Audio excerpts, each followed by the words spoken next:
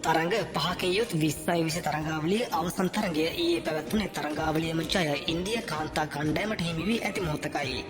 පළමු තරඟ හතරම පරාදෝ ශ්‍රී ලංකා කාන්තා කණ්ඩායම මේ තරඟයට පිවිසී නම්බුව ආරක්ෂා කර ගැනීමටයි.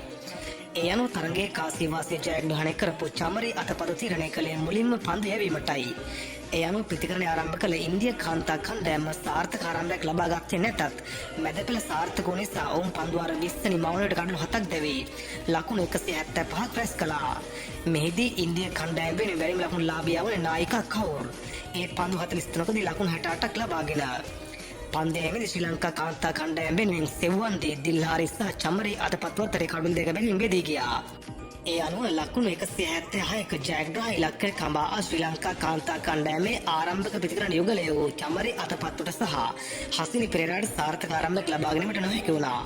ඒ චමරි අතපත්තු ලකුණු දෙකකට දැවී යාම නිසා කෙසේ නමුත් අංක 3 ප්‍රතිකාරණ ලෙස පිටියට ඉමේෂා දුලානි හසිනි පෙරේරා සමග එකතු වී සාර්ථකව ශ්‍රී ලංකා ඉනිම ගොඩ නගන්න ගත්තා.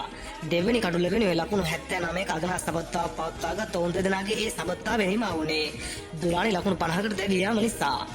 කෙසේ නමුත් අනෙක් ප්‍රතිකාරණයන්ගේ දුර්වල ප්‍රතිකරණය නිසා ශ්‍රී ලංකා කාන්තා කණ්ඩායමට ලබා ගැනීමට හැකි වුණේ කඩලු 7ක් දැවී ලකුණු 160ක් පමණයි. මෙහිදී ශ්‍රී ලංකා කාන්තා කණ්ඩායම වෙනුවෙන් වයස අවුරුදු 30ක් වූ හසිනි පෙරේරා වසර 11කට පසු තම 89 වෙනි T20 තරඟයේදී තම මංගල T20 ලකුණු 50 සීමාව පසු කිරීමට සමත් වෙමින් පන්දු 38කදී 4 පාර 8ක් හා 1 6 පාරක් එල්ල කරමින් ලකුණු 65ක් රැස් කළා. ඒ වගේම ඉමේෂා දුලානි පන්දු 39කදී 4 පාර 8ක් සමගින් ලකුණු 50ක් රැස් කළා. ඒ අනුව තරඟ පහකින් යුත් T20 තරඟාවලියේම තරඟ 5ට බිඳුවක් ලෙස ශ්‍රී ලංකා කාන්තා කණ්ඩායම අන්ත පරාජයකට පත් වුණා. කෙසේ හෝ මේ තරඟාවලියේ වැඩිම ලකුණු ලාභිනිය ඉන්දියා ආරම්භක ප්‍රතිකාරණයේ සෆාලි වර්මා වුණා. ඒ ලකුණු 241ක් ලබාගෙන ඒ වගේම දෙවැනි ස්ථානයේ දිනා ගැනීමට හසිනි පෙරේරා සමත් වුණා. ඒ ලකුණු 165ක් ලබාගෙනයි. කෙසේ හෝ තරගයෙන් පස්සේ ශ්‍රී ලංකා කාන්තා කණ්ඩායමේ නායිකා චමරි අතපතු කනගාටුවෙන් කීවේ මෙහෙම දෙයක්. අපි අපේ හොඳම ක්‍රිකට් එක ක්‍රීඩා කළේ නැහැ කියලා පිළිගන්න ඕනේ. විශේෂයෙන්ම පන්දුවට පහර දීමේ අංශයෙන් මේ තරඟාවලියේ ධනාත්මකම දේ තමයි තරුණ නවක ක්‍රීඩිකාවන් දස්කම් ඉස්මතු වීම. ඔවුන් ඔවුන්ගේ උපරිමයේ කණ්ඩායමෙන් ලබා දුන්නා.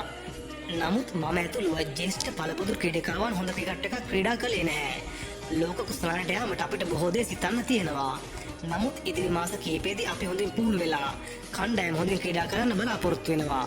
නමුත් අපි මාස 6-7කට කලින් හොඳ ක්‍රිකට් එකක් ක්‍රීඩා කළා. අපේ පුහුණුකරුවන් අපිට නිදහසේ ක්‍රීඩා කරන අවස්ථාව සලසලා තිබෙනවා. පුහුණුකරුවන් හොඳින් කණ්ඩායම වෙනුවෙන් හැමදේම ලබා දුන්නා. නමුත් ප්‍රතිඵලය ඔවුන් සිතන මාර්ගයට ගියේ නැහැ. මේ වගේ ක්‍රිකට් ගැන